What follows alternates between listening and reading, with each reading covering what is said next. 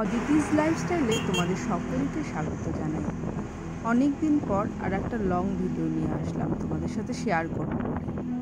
প্রতিদিন যখন আমি কোনো ভিডিও ছাড়ি, কোনো রান্নার ভিডিও বা লং ভিডিও, আমি কি করছি, কি রান্না করছি বা কি কাজ করছি সেগুলো তোমাদের সাথে শেয়ার করি।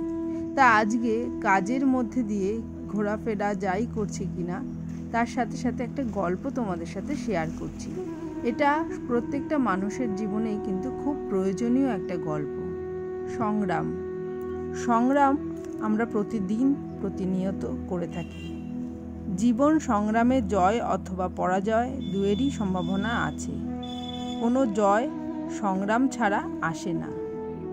জীবন বিজ্ঞানের এক শিক্ষক তার ছাত্রদের শেখাচ্ছিলেন শুঁয়োপোকা প্রজাপতিতে কিভাবে রূপান্তরিত হয়।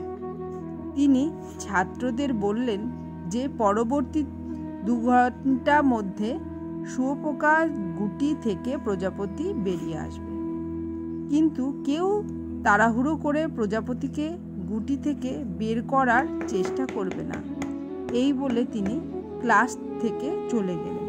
ছাত্ররা গুটির দিকে তাকিয়ে অপেক্ষা করতে লাগলো। প্রজাপতি গুটি থেকে বের হওয়ার জন্য নড়ে চড়ে চেষ্টা করছিল। একটি ছাত্র দয়া পরবরেশ শিক্ষকের উপদেশ অমান্য করে গুটি ভেঙে প্রজাপতিকে বাইরে আসতে সাহায্য করল। ফলে প্রজাপতিকে বাইরে আসার জন্য আর বেশি চেষ্টা করতে হলো না। কিন্তু অল্প পরেই প্রজাপতিটি মারা গেল। শিক্ষক ফিরে এলেন। অন্য ছাত্ররা ঘটনাটি তাকে জানালো। তিনি ব্যাখ্যা করে বোঝালেন যে প্রজাপতিকে সাহায্য করতে গিয়ে ওই ছাত্রটি প্রজাপতিকে মেরে ফেলেছে, কারণ প্রাকৃতিক নিয়মে গুটি থেকে বেরোনোর সময় তাকে যে সংগ্রাম করতে হয় তার ফলে প্রজাপতির ডানা দুটি বেড়ে ওঠে এবং শক্ত হয়। বালকটি প্রজাপতিকে সংগ্রাম করতে না দিয়ে তাকে বাঁচাবার শক্তি সংগ্রহ করতে দেয়নি, ফলে প্রজাপতিটা মারা গেল। এই তথ্যটি মানুষের জীবনেও যেতে পারে। সংগ্রাম ছাড়া মানুষ জীবনে কিছুই লাভ করতে পারে না। পিতা মাতা হিসাবে আমরা যখন সব থেকে স্নেহের সন্তানকে সংগ্রাম থেকে আড়াল করে রাখি, তখন তার শক্তি বৃদ্ধি না হয়ে আমরা কিন্তু তাকে পিছিয়ে পড়তে সাহায্য করছি। তাই যাতে পিছিয়ে না পড়ে প্রত্যেকটা বাচ্চাকেই সংগ্রাম করতে দেওয়া উচিত।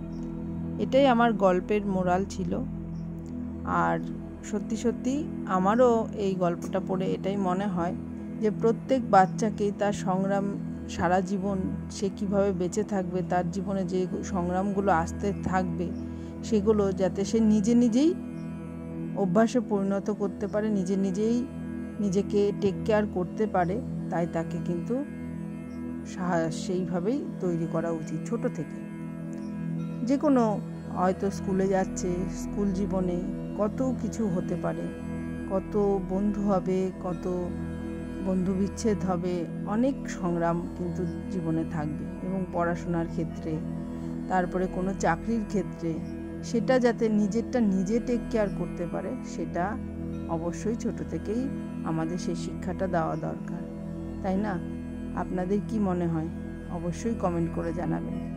আজকের গল্পটা এখানেই শেষ করলাম, ব্লগটাও শেষ করছি। সবাই ভালো থাকবেন, ভালো রাখবেন, সুস্থ থাকবেন। আর যারা আমার এই চ্যানেলটাকে সাবস্ক্রাইব করেননি, অবশ্যই একটা সাবস্ক্রাইব করে দেবেন। পাশে থাকা বেল আইকনটা অবশ্যই প্রেস করে দেবেন।